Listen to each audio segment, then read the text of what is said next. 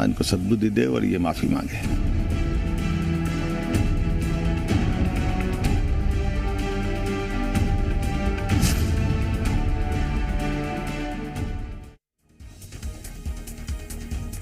नमस्कार, बहुत स्वागत है आप सभी का। मैं हूं आपके साथ मनु तेवतिया और वक्त हो गया है दिन दहाड़े का। आज ममता बनर्जी के उस विवादित बयान पर सवाल पूछेंगे जिसको लेकर संत समाज नाराज है। बीजेपी भी ममता के बयान पर माफी मांगने की बात कह रही है।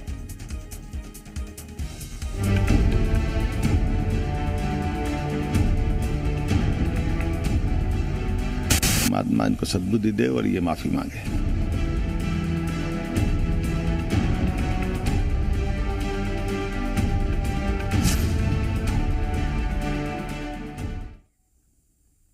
पश्चिम बंगाल की मुख्यमंत्री ममता बनर्जी ने कल महाकुंभ पर विवादित बयान दिया जिसमें उन्होंने महाकुंभ को मृत्यु कुंभ बता दिया। अब इस बयान पर बीजेपी ममता बनर्जी पर हमलावर हो गई है। बीजेपी की तरफ से यह कहा गया है कि ममता बनर्जी ने यह बयान मुस्लिम वोट बैंक को साधने के लिए दिया है। साथ ही मुख्यमंत्री डॉक्टर मोहन यादव ने भी माफी मांगने की बात कही है। आइए सुनाते हैं आपको ममता बनर्जी ने कल आखिर क्या कहा था जो अब बड़े विवाद में बदल गया है। সুতরাং পুজো পার্বণ আমাকে শিখিয়ে লাভ নেই। মহাকুম্ভ আমি নাইবা বললাম, ওটা এখন মৃত্যু কুম্ভ হয়ে গেছে। মৃত্যু কূপের মতো আমি মহাকুম্ভকে সম্মান করি। कुंभ में जिनको कुंभ की समझ नहीं वही बोल सकता है। मैं बड़े दुर्भाग्य के साथ कहना पड़ रहा हूँ कि एक जवाबदारी और इतनी बड़ी नेत्री हैं, मैं समझता हूँ कि उनको इतनी बड़ी हिंदू समुदाय की आबादी का अपमान नहीं करना चाहिए। उनके मुंह से निकला तो उनको माफी मांगना चाहिए। ममता बनर्जी आई तो नहीं, महाकुंभ का स्नान करने तो नहीं आई, लेकिन इस महाकुंभ जो एक तरह से देवत्व के उस स्नान का एक आकर्षण आध्यात्मिक केंद्र है और जो लोगों के लिए उसको जिस तरह से बयान देकर के भावनाओं को आहत किया है, मुझे लगता है कि उन्होंने देश को शर्मसार किया है। तो ममता बनर्जी अपने वोट बैंक पॉलिटिक्स कर रही है, खुद को हिंदू बोल रही है, ब्राह्मण बोल रही है। तो इतना अगर हिंदू धर्म से प्यार है, आप तो हर साल ईद के नमाज में जाते हैं कोलकाता के रोड पे, रेड रोड पे, और वो गर्व के साथ आप शेयर भी करते हैं। करिए, कोई बात नहीं, आप आइए एक बार कुंभ में नहा के दिखाइए। ममता बनर्जी ने महाकुंभ पर यह विवादित बयान दिया तो इससे संत समाज भी गुस्से में है। कई संतों ने ममता से माफी की मांग की है। उनको अपनी कुर्सी की चिंता है और वो कुर्सी की चिंता के कारण कुंभ में स्नान करने नहीं आ सकती, क्योंकि अगर उन्होंने स्नान किया तो उनको मुसलमानों का वोट नहीं मिलेगा, उनका ऐसा मानना है। परंतु मैं समझता हूं कि अगर आपने कुल और खानदान में अगर सनातन से अपना जनेऊ संस्करण कराया है, अपना नामकरण कराया है, तो इस नामकरण को आप छोड़ दीजिए, अपना नाम ममता खान रख लीजिए और कुंभ में फिर आपको आने की जरूरत नहीं है। देखिए, टीएमसी प्रमुख बंगाल की मुख्यमंत्री आदरणीय दीदी ममता जी को शर्म आनी चाहिए और उनको डूबकर मर जाना चाहिए कि जिनको राजनीति अगर करनी हो तो करें, लेकिन आस्था पर चोट पहुंचाकर यदि कोई राजनीति करेगा तो अयोध्या नहीं पूरे विश्व का साधु संत हिंदू समाज ऐसे राजनीति को ना श्राद्ध करने का काम करेगा। ममता दीदी, यह सत्य है कि यह महाकुंभ नहीं आपके लिए मृत्यु कुंभ के बराबर है। पश्चिम बंगाल, झारखंड, बिहार, उड़ीसा और मैं यूं कहूं कि पूर्वी भारत का हिंदू जिस तरीके से जगा है और इस कुंभ के अमृत स्नान के लिए आ रहा है, इससे आपके मन में बेचैनी होना स्वाभाविक ही है। और इसी पर चर्चा करने के लिए मेहमान हमारे साथ जुड़ गए हैं, उनका परिचय आपसे करा देते हैं। कांग्रेस पार्टी की तरफ से हमारे साथ अमित चौरसिया जी हैं और प्रियंका दुबे जी हमारे साथ हैं भारतीय जनता पार्टी की तरफ से। आप दोनों का बहुत बहुत स्वागत है। अमित जी, आपसे शुरुआत करती हूं। जो भी ममता बनर्जी ने कहा उसको लेकर अब मुख्यमंत्री की तरफ से भी ये कहा गया है कि ममता बनर्जी को माफी मांगनी चाहिए। कांग्रेस का इस पर क्या टेक है? नहीं, ममता बनर्जी जी क्यों माफी मांगे? वो एक प्रदेश के मुख्यमंत्री हैं।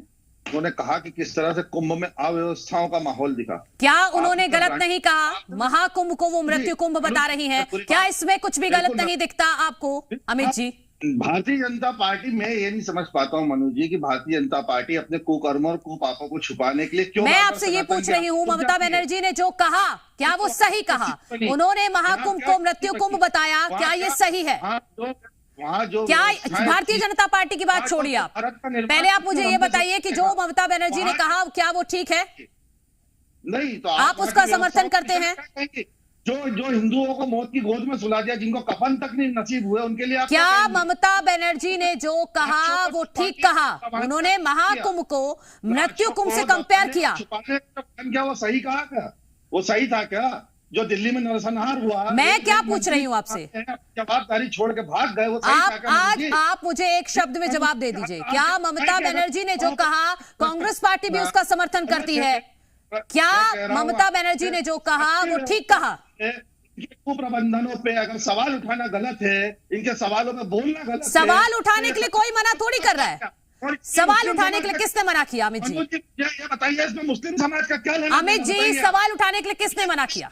वो मुस्लिम थे, इसको राजनीति के एंगल देना, राजनीति को तुष्टिकरण की ओर घुमाना, ये भारतीय जनता पार्टी गंदी घिनौनी राजनीति नहीं है। तो वो एक राज्य की मुख्यमंत्री हैं, उनको शब्दों का चयन करना नहीं आता क्या? शब्दों का सवाल उठाने के लिए किसी ने मना थोड़ी किया है। भारतीय जनता पार्टी के नेताओं को चयन करना आता है। अगर इनको इतनी दिक्कत है मुस्लिम समाज से, तो अपने झंडे से हरा रंग निकाल। मैं आपसे क्या पूछ रही हूँ, तुष्टिकरण की राजनीति पर मत लाइए मेरी चर्चा को। मैं आपसे क्या पूछ रही हूँ, आप मुझे इस बात का जवाब दे दीजिए ना अमित जी। क्या पश्चिम बंगाल की मुख्यमंत्री ममता बनर्जी ने जो कहा कांग्रेस पार्टी उसका समर्थन करती है या नहीं? एक शब्द में जवाब दे दीजिए, या तो आप साथ हैं या नहीं है। मनु जी, बात समर्थन करने और ना करने की बात ही नहीं है। बात जो वहां पे अव्यवस्था हुई है, जो हिंदू मरे हैं उनका क्या, उसकी बात करे सरकार। जो व्यवस्था, जो ब्रांडिंग करी थी, जो इवेंट, तो क्या मृत्यु को बता देंगे? उनको मृत्यु की 50 करोड़ से ज्यादा लोग आस्था की डुबकी लगा चुके हैं वहां पर। भागने के साथ सनातन की आड़ में छुप रही है सरकार। कलेजा पत्थर का कर ले मनु जी, क्या करें? दो भारत का निर्माण कुंभ में, अमीरों का अलग भारत, गरीबों का अलग भारत। देश के प्रधानमंत्री वीआईपी डुबकी लगाते हैं और भीड़ बेचारी 15, 20, 30 किलोमीटर पैदल चलकर मरने के लिए आती है वहां पे। प्रियंका जी, ठीक है, मुझे नहीं लगता कि मैं जिस जवाब की उम्मीद आपसे कर रही हूँ आप वो देंगे। प्रियंका दुबे जी वो कह रहे हैं कि हम अव्यवस्थाओं पर सवाल उठा रहे हैं। जिस तरह से वहां भगदड़ मची, लोगों की जान गई, वहां वीआईपी लोगों को ट्रीटमेंट दिया जा रहा है, आम लोगों की किसी को नहीं पड़ी है। देखिए, इसमें अगर हम बात करें आस्था के विषय पर बोलने से बेहतर होता वो अव्यवस्थाओं पे बोल सकती थी। लोकतंत्र है, अव्यवस्थाओं पे आवाज उठाना उनका अधिकार था। अगर उन्हें लगा था तो उसको वो दूसरी तरह से रख करके आस्था पे कुठाराघात करके वो जो एक सस्ती लोकप्रियता अर्जित करना चाहती हैं, वो उनका तरीका गलत था, पूरी तरह से गलत है। उसके लिए उनको क्षमा याचना करनी चाहिए, क्योंकि सनातन को गरियाना, सनातन की आस्था और विश्वास के ऊपर बार बार कुठाराघात करना, ये इन लोगों का चरित्र हो चुका है। पहली बार ये सब नहीं हुआ, चाहे उदयनिधि स्टालिन से लेकर के हम टी राजा से लेकर कितने लोगों के हम ऐसे देखेंगे जिनके ऐसे ऐसे बयान आए हैं कि उनको लेकर के हम लोग कई बार देखते हैं कि विवाद ही खड़े किए जाते हैं। अभी जो मेरे भाई इतनी बड़ी बातें करते हैं, अमित चौरसिया जी, अब इनको बुरा लगेगा। मैं अनंत चतुर्दशी के दिन दारू पी के ये हंगामा कर रहे थे इंदौर के अंदर, सारे न्यूज़पेपर में छाया हुई है ये बात। तो जिनके खुद के चरित्र इस प्रकार है, अनंत चतुर्दशी जैसे दिन पर अगर हम बात करें, जिस दिन दुनिया भर में गणेश जी का विसर्जन होता है, उस दिन तुम दारू पी करके मंच के ऊपर हंगामा कर रहे हो। इनको पीटा गया पब्लिकली इनको अच्छे से धोया है अमित चौरसिया जी को।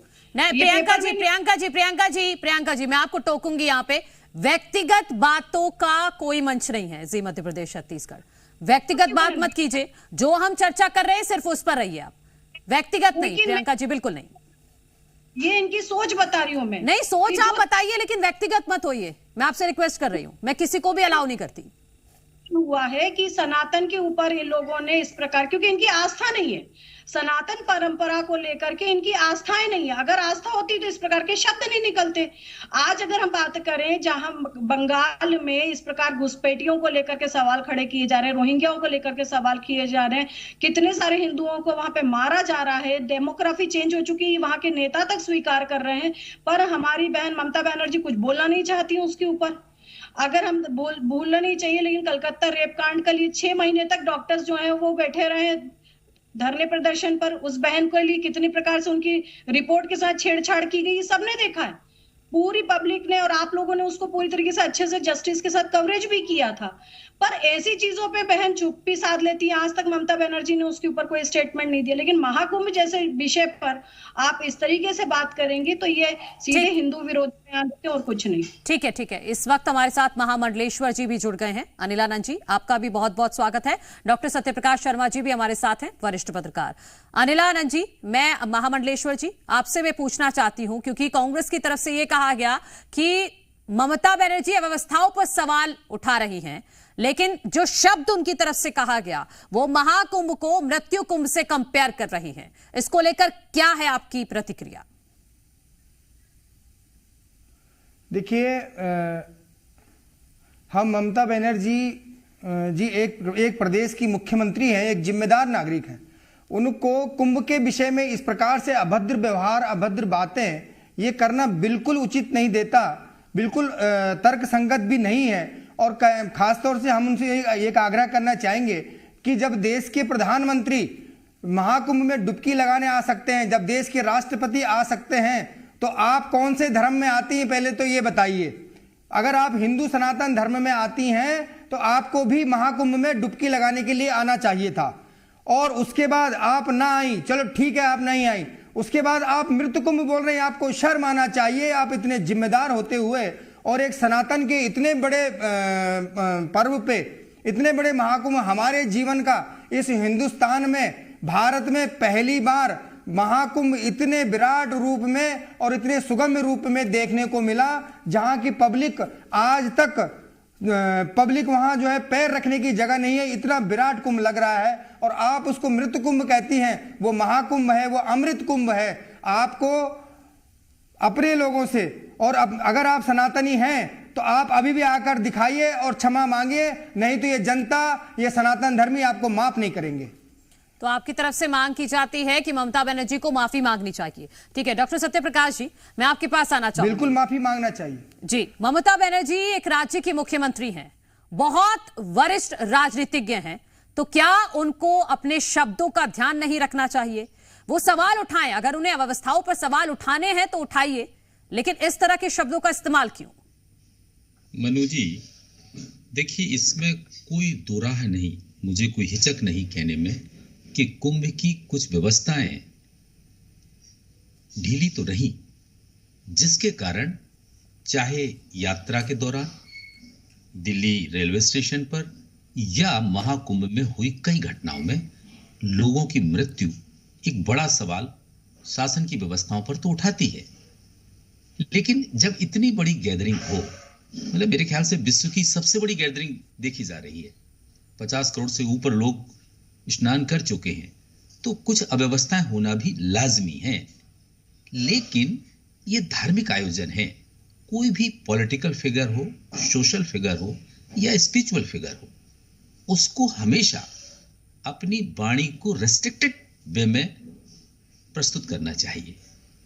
मृत्यु कुंभ कहा, उन्होंने यही बोला है कि महाकुंभ हैज टर्न इनटू मृत्यु कुंभ। तो ये शब्द एक्चुअली लोग इसको क्या है कि इनकी अपोनेंट पार्टी को इनके ऊपर या इनको घेरने का एक बड़ा मौका उन्होंने दे दिया है, क्योंकि भारतीय जनता पार्टी तो ये मौका ही देखती है कि हिंदुत्व से रिलेटेड किसी भी स्टेटमेंट में अगर अपोजिशन पार्टीज देती हैं तो उसको घेरा जाए। ये मेरा मानना है कि सार्वजनिक तौर पर किसी भी पॉलिटिकल लीडर को इस प्रकार के बयानों से बचना चाहिए। ये उसकी अपनी मर्यादा को भी कहीं ना कहीं समाज में वो स्थान नहीं दे पाते हैं जो उसको मिलता रहा है या आगे मिलना चाहिए। तो मृत्यु कुंभ कहना कि कुंभ जैसे धार्मिक आयोजन के लिए एक बेहतर शब्द तो नहीं हो सकता। तो ऐसे शब्दों पर उनने जो अगर स्टेटमेंट दिया है तो उनको ये सोचना चाहिए था कि हम ये कह सकते थे, आपने भी बहुत अच्छा सवाल किया मनु जी, वो ये कह सकती थी कि वहां की व्यवस्थाएं लचर हैं, वहां ये अरेंजमेंट्स होने चाहिए, या योगी आदित्यनाथ की सरकार वहां पर सारी बातें कही है उन्होंने, सत्यप्रकाश जी सारी बातें कही हैं, लेकिन आपने सारी बातें कही वो तो दब गई ना। आपने एक शब्द ऐसा बोल दिया जिसको लेकर आप घिर गई। जी देखिए मनु जी, ये बात सही है कि भाषा का हमेशा किसी भी व्यक्ति को ये ध्यान रखना चाहिए, जबकि आम आदमी भी ध्यान रखता है। वो तो एक इतने बड़े पद पर हैं कि हम जो सवाल उठा रहे हैं वो सवाल कहीं ना कहीं लोगों की भावनाओं को आहत तो नहीं कर रहा है। देखिए, यहाँ 80% से ज्यादा लोग, हिंदू कहूं मैं, सनातनी नहीं कहूं, सनातनी तो पूरा देश है, जो मुस्लिम है वो भी सनातनी है। सनातन तो इस धरती से पनपा है जो दुनिया में फैला हुआ है, तो सनातन की अगेंस्ट तो वो है ही है, लेकिन जो 80% पॉपुलेशन है देश की, क्या ये पॉलिटिकल एंगल दिखता है आपको सत्यप्रकाश जी कि जानबूझकर इस शब्द का इस्तेमाल किया गया ताकि एक विशेष वर्ग को लुभाया जा सके? क्या ये पॉलिटिकल एंगल हो सकता है? क्योंकि ये बीजेपी की तरफ से भी कहा गया है कि वोट बैंक को साधना चाहती हैं, इसीलिए इस तरह की भाषा का इस्तेमाल कर रही हैं। मनु जी, मुझे इसमें कोई पॉलिटिकल एंगल तो नहीं नजर आता है। हाँ, एक चीज जरूर आती कि उन्होंने देश के उभरते हुए राजनेता जो अपनी गवर्नेंस के लिए, अपनी लॉ एंड ऑर्डर के लिए जाने जाते हैं, योगी आदित्यनाथ, उनकी गवर्नेंस पर यह प्रश्न जरूर उठाया है, लेकिन अति उत्साह में वो इतना गलत शब्द बोल गई जिसमें कुंभ सिंहस्थ, इनके प्रति तो भारतीय समाज में बड़ी श्रद्धा है। यहां पर बोलने से पहले बहुत कुछ सोच समझ के शब्दों का प्रयोग हर इंसान को करना चाहिए। वो तो एक बड़े स्थिति पर बैठी हुई हैं, ऐसे में लोग उनको क्रिटिसाइज करने का मौका मिलेगा ही, और लोग कर रहे हैं। उनकी अपोनेंट पार्टीज भी उनके साथ घिर रही हैं, बिल्कुल। अमित जी, अटैक कर रही हैं। क्या ममता बनर्जी को थोड़ा सोच समझकर नहीं बोलना चाहिए था? क्या ये सनातन का अपमान नहीं है? देखिए मनु जी, आप फिर वही आपने कहा कि उन्होंने सारी बातों को उठाया, कुंभ में फैली हुई अव्यवस्था को उठाया, पर इस देश का दुर्भाग्य देखिए कि अंधों के शहर में अंधों की सरकारों को आईना दिखाने का काम करना पड़ा। तो जैसे वो देखेंगे वैसे तो दिखाना पड़ेगा। आज एनजीटी की रिपोर्ट आई, वो कह रही है कि कुंभ का जो पानी है, जो माँ गंगा का जो पानी है, वो स्नान योग्य नहीं बचा। मैं तो नहीं कह रहा हूं, एनजीटी की रिपोर्ट है सामने। वहां किस तरह की अव्यवस्थाएं और कुव्यवस्थाएं फैली हुई थी, कुप्रबंधन था, ये किसी से छुपा नहीं। लेकिन बताइए कौन सुन रहा है, कौन दिखा रहा है? भारतीय जनता पार्टी की ब्रांडिंग के आगे वो जो चकाचौंध दिखाई गई, उसके आगे कितने बेचारे निर्दोष लोग मारे गए, कितने श्रद्धालुओं ने अपने प्रियजनों को खो दिया, उनकी बात कोई करने को तैयार नहीं है। किस बेशर्मी के साथ में दिल्ली के अंदर हुए नरसंहार की घटना को ढांकने का और दबाने का प्रयास किया गया। जो मृतक थे, जो घायल थे, उनकी सूची 48 घंटे तक जारी नहीं की गई, कोई टोल नंबर जारी नहीं किया गया। कैसी अव्यवस्थाएं फैली हुई, आप देखिए, घंटों का जान, 20-20, 30-30 घंटों का जान, भूखे प्यासे बच्चे, महिलाएं लापता हो रही, बच्चियां चोरी हो रही है कुंभ से, यह स्थिति। तो इस तरह का इवेंट आपने धर्म और आस्था को इवेंट बना दिया, प्रचार प्रसार का माध्यम बना दिया। पहले आपने सारे प्रियंका जी, अमित जी बहुत गंभीर आरोप लगा रहे हैं, इस पर काउंटर कीजिएगा। महिला है प्रियंका दुबे, जो संस्कार विहीन महिला, जिसके मुंह में बावासीर है, जो व्यक्तिगत झूठे। अमित जी नहीं, अब आप व्यक्तिगत मत होइए ना। नहीं देखो अमित, नहीं, ये व्यक्तिगत मंच नहीं है कि आप एक दूसरे के बारे में यहाँ बोलेंगे। नहीं अमित जी, मैंने प्रियंका जी को भी टोका था और आपको भी बोल रही हूँ। अरे ये आदमी पहले, जिसको महिला का अपमान करने का मैं न्यूज़पेपर कटिंग दिखा सकती हूँ जिसमें तुम्हारा चरित्र छपा हुआ है। तो प्लीज प्रियंका जी, अमित जी, मुझे लगता है मुद्दे पर आ जाइए, ठीक है? एक एक बात आप दोनों ने बोल ली जो कि नहीं बोलनी चाहिए थी। सत्ता की सबको मालूम है, झूठी खबरें लेके मीडिया की। प्रियंका जी, जो अमित जी सवाल उठा रहे हैं महाकुंभ को लेकर, उस पर जवाब दीजिए। चरित्र है और इसी चरित्र से पनपी है ममता बनर्जी। वो भी महिलाओं के अपमान पे मौन धारण करके रही और आज मृत्यु का महाकुंभ बोल रही है। कहां गई थी उस दिन इसकी अस्मित, जिस दिन महिला के ऊपर इतना बड़ा अत्याचार हुआ और उस अस्पताल में बहन छत बिछत हालत में थी, तो ये रिपोर्ट बदलने में लगी हुई थी। तब आप लोग के मुंह में दही जमा हुआ था। तुम मुझसे बात कर रहे हो अमित चौरसिया, पहले अपना चरित्र सुधारो फिर बात करना। तुम्हारे ऊपर महिलाओं ने धुलाई करी, तुमको। प्रियंका जी प्लीज, मैं बार बार आपको बोल रही हूँ, जो महाकुंभ को लेकर वो सवाल पूछ रहे हैं उनका जवाब दीजिए। बस जिस तरह की अव्यवस्थाओं का जिक्र वो कर रहे हैं उनका काउंटर कीजिए। जितने लोगों के लिए बात की जा रही है, जब फर्जी आंकड़े अगर प्रस्तुत कर रहे हैं, सारी मीडिया ने महाकुंभ को कवरेज किया है, देश ही नहीं विदेश तक की मीडिया ने कवरेज किया है। जितने लोगों के साथ में हताहती ये दुर्घटना घटी है, उनके आंकड़े हर एक पोर्टल पे लिखे गए हैं। उसके अलावा भी 20-25 किलोमीटर यहाँ तक कि कटनी रीवा तक में अनाउंसमेंट कराए गए कि अब पैर रखने की व्यवस्था नहीं है, वहां ना जाएं। लोगों ने रिक्वेस्ट करी, यहाँ तक कि आदि शंकराचार्य वगैरह ने भी रिक्वेस्ट करी कि आप लोग अभी महाकुंभ में मत आइए, आप लोग जल से वहीं घर में स्नान करके भी पुण्य अर्जन कर सकते हैं, वो भी मीडिया ने दिखाया। तो लेकिन जनता की आस्था को लेकर के अगर व्यक्ति व्यवस्था कर सकते हैं, व्यवस्थाएं की गई हैं, कम से कम 20-20 किलोमीटर के घाट बनाए गए हैं और सुरक्षा के लिए पूरी मुस्तैदी से प्रशासन। अमित जी, आप गए हैं? 5 लाख लोगों आप गए हैं महाकुंभ में? पहुंच नहीं पाया। 20-22 घंटे के जाम में जबलपुर से वापस घुमा के गाड़ी लाना पड़ी, क्योंकि मध्य प्रदेश सरकार ने अपील करी कि अब आगे नहीं जा सकते, तो पलट कर आना पड़ा। चलिए, इस बात की तो मैं सराहना करूंगी कि मध्य प्रदेश से सरकार ने अपील की और आपने इसको माना। तो मानना ही पड़ेगा ना मनु जी, क्योंकि जाने के सारे ही रास्ते बंद थे। 30 घंटे तक जाम में फंसे रहेंगे तो कैसे पहुंचेंगे? तो मजबूरी में पलटना ही पड़ेगा ना। प्रियंका जी, वो व्यवस्था नहीं वहां पर। जी प्रियंका जी, आपकी आवाज नहीं आई, आप क्या कह रहे हो? जाने वाले फ्लाइट से भी गए हैं, ट्रेन से भी जा रहे हैं और जाम को क्रॉस करने भी उसके बाद भी जा रहे हैं, क्योंकि बात आस्था की है, बात आस्था की है। कांग्रेसी नहीं है, इसलिए आप जैसे लोगों को नकार दिया है जनता ने। आप जैसे आस्था वाले लोग नहीं है, लोग अपनी आस्था से कुंभ तक पहुंच भी रहे हैं और स्नान भी कर रहे हैं। बिल्कुल, 54 करोड़ से ज्यादा लोग आस्था की डुबकी लगा चुके हैं और अभी तो कुंभ बाकी है। अनिलानंद जी, महामंडलेश्वर जी, क्या ममता बनर्जी से एक सामूहिक रूप से आप सभी लोग माफी की मांग करेंगे कि वो सामने आए और माफी मांगे जो भी उन्होंने कुछ कहा? बिल्कुल, हम तो ममता बनर्जी जी, हमने पहले भी कहा कि वो जिम्मेदार नागरिक हैं, उनको इस प्रकार से अभद्र टिप्पणी नहीं करना चाहिए था। अगर उन्होंने कहा भी है तो अब वो सार्वजनिक रूप से माफी मांगती हैं, सभी संतों की एक वो रहेगी, उनके ऊपर एक दबाव रहेगा। हाँ। कि भाई आप जनता से, आप हमारे सनातन धर्मियों से सबसे सार्वजनिक रूप से माफी मांगिए, क्योंकि ये कुंभ किसी संतों का या किसी पर्सनल व्यक्ति का नहीं है, ये सब सनातनी हिंदुओं का कुंभ है, महाकुंभ है। उसमें आपको समस्त जनता जनार्दन से, पूरे देश से माफी मांगना पड़ेगी, क्योंकि ये तो ममता जी भी जानते होंगे कि भविष्य में उनके जीवन काल में भी इतना बड़ा महाकुंभ पहली बार लगा है। ये छोटी मोटी ये जो घटनाएं अगर होती हैं, किसी प्रकार की कोई दुर्घटनाएं अगर घटती हैं, तो वो कहाँ नहीं घटती। आपके घर में आप कोई एक रखते हो और उसमें अगर 100 आदमियों को आप बुलाते हो और 100 की जगह एक साथ अगर 1000 लोग आ जाएं, तो कुछ लोग छत से गिरेंगे, कुछ छज्जे से गिरेंगे, तो ये तो घरों में भी घटना हो जाती है। वहां भी वहां व्यवस्था भरपूर थी, व्यवस्था में किसी प्रकार की कमी नहीं थी। हम तो वहां पूरे 1.5 महीना रहे, बल्कि 1.5 नहीं, 1.25 महीने वहां रहे। एक गली कूचा हमने देखा कि पूरी व्यवस्था भरपूर थी। लेकिन जहां मैंने कहा ना कि जहां 100 लोगों की जगह हो, एक साथ अगर 1000 लोग आ जाएं, तो उनके साथ क्या व्यवहार होगा ये आप लोग भी जानते हैं। ठीक है, उम्मीद से ज्यादा लोग इस पर टिप्पणी करना। जी बात पूरी कर लीजिए।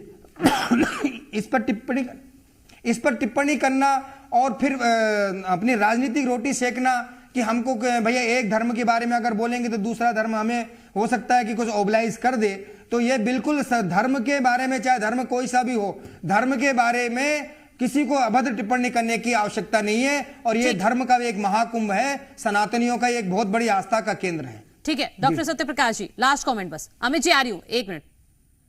मनु जी, 2 चीजें हैं, एक आध्यात्मिक कार्यक्रम, दूसरा उत्तर प्रदेश सरकार की व्यवस्थाएं। देखिए, ये आयोजन बाद में राजाओं या सरकारों ने शुरू कर दिया करना, लेकिन ये तो सनातन से चला आ रहा है, आदिकाल से चला आ रहा है, तो वो तो एक धार्मिक आयोजन है।